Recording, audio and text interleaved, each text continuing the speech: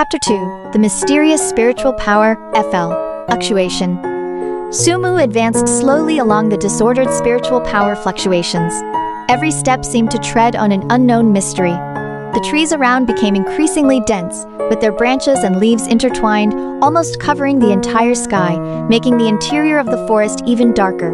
Occasionally, a few rays of sunlight managed to penetrate the gaps in the leaves with difficulty, casting mottled light and shadow on the ground, as if adding a touch more mystery to the already mysterious atmosphere.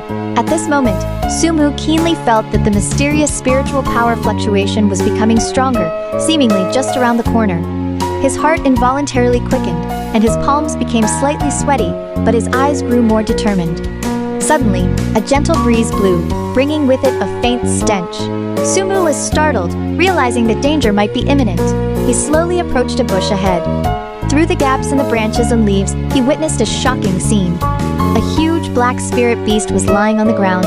Its body was over 2 people's height, covered with sharp black scales that glistened with a cold metallic sheen in the faint light. Its eyes were like 2 burning blood, red flames, exuding a blood-thirsty glow. Around it lay several dead spirit beasts. The ground was dyed red with blood, and the air was thick with the stench of blood. Sumu inwardly exclaimed that this was bad. He had never seen such a powerful and evil-looking spirit beast. He carefully stepped back, trying not to draw the black spirit beast's attention.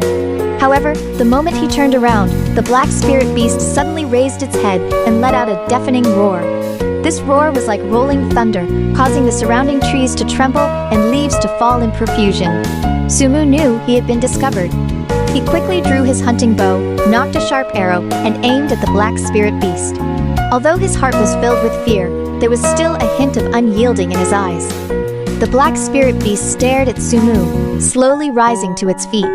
Every step it took made the ground tremble. It opened its huge maw, revealing sharp fangs, and a stream of black spiritual power gushed out from its mouth, surging towards Sumu. Sumu quickly sidestepped to avoid it. The black spiritual power flew past his body and hit a large tree behind him. The tree was instantly corroded by the black spiritual power. The trunk quickly turned black and rotted, and with a boom, it collapsed to the ground. Taking advantage of the moment when the black spirit beast finished its attack, Sumu swiftly shot an arrow. The arrow, whistling sharply through the air, flew towards the black spirit beast. However, the scales on the black spirit beast were extremely hard. After hitting the scales, the arrow only sparked and then fell feebly to the ground. The black spirit beast seemed to be enraged. It roared again, then pushed off with its 4 hooves, charging towards Sumu like a bolt of black lightning. Sumu's heart tightened. He knew that in a head, on confrontation, he was no match for it and must find a way to escape. He turned and ran towards the depths of the forest, with the black spirit beast hot on his heels. During his escape, Sumu suddenly noticed a steep hillside ahead. An idea popped into his mind. Relying on his familiarity with the forest terrain, he quickly ran towards the hillside. When he reached the bottom of the hillside, instead of climbing directly up, he ran along the edge of the slope. The black spirit beast was chasing too closely and didn't notice the steepness of the hillside. By the time it realized, it was too late to stop, and it crashed into the hillside. The black spirit beast let out a painful roar. A deep wound appeared on its head, and blood gushed out. Taking this opportunity, Sumu stopped, drew his hunting bow again, and shot several arrows at the black spirit beast. These arrows hit the wound of the black spirit beast, making it even more angry and pained.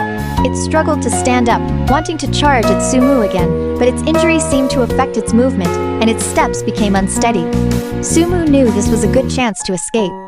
Without hesitation, he turned and continued running. After running for an unknown amount of time, he finally managed to shake off the black spirit beast. He stopped, leaned against a tree, and gasped for breath. Only then did he realize that his clothes were soaked with sweat, and his legs were extremely sore from the excessive running. However, the doubts in Sumu's heart grew stronger. Why did this black spirit beast appear in the back mountain? And what was its connection with the mysterious spiritual power fluctuations he had detected earlier? With these questions in mind, Sumu decided to return to Linxi Town first and tell his grandfather about today's experience. Perhaps his grandfather could give him some clues. When Sumu returned to Linxi Town, the sky was gradually getting dark. The town was filled with a warm atmosphere, and lights were lit in every household. Looking at the familiar streets and houses, Sumu felt a wave of warmth in his heart. He quickened his pace and headed home.